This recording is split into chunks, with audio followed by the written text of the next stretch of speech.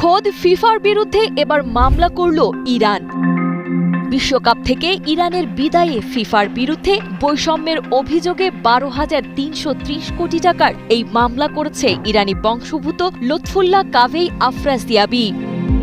গত 26 জুন অনুষ্ঠিত ইরান মিশর ম্যাচে ফিফার চরম নির্লজ্জতার সাক্ষী হয় বিশ্ববাসী। 1-1 গোলের সমতায় থাকা ওই ম্যাচে ভিএআর এর খোড়া যুক্তিতে ইরানের নিশ্চিত জয়সূচক গোল বাতিল করে তাদের রীতিমতো ঘাড় ধাক্কা দিয়ে বিশ্বকাপ থেকে বের করে দেয় ফিফা। আর এই চক্রান্তের সুবিধা পেয়েই নকআউটে ওঠে মিশর। অভিযোগ উঠেছে মাঠের এই ডাকাতি আসলে ফিফার পরিকল্পিত নোংরা রাজনীতির একটি অংশ মাত্র।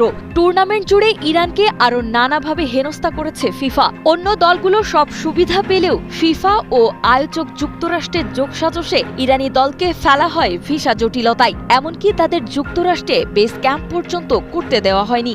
অপরাধীদের মতো তাদের মেক্সিকোর টিজুয়ানায় থাকতে বাধ্য করা হয়। ম্যাচের কয়েক ঘন্টা আগে কড়া পাহারায় তাদের যুক্তরাষ্ট্রে ঢুকিয়ে ম্যাচ হওয়া মাত্রই আবার পাঠিয়ে দেওয়া হতো। গ্যালারিতেও ইরানের সমর্থকদের পতাকা ও ঐতিহ্য নিষিদ্ধ করে ফিফা তাদের চরম স্বৈরতান্ত্রিক রূপ দেখিয়েছিল।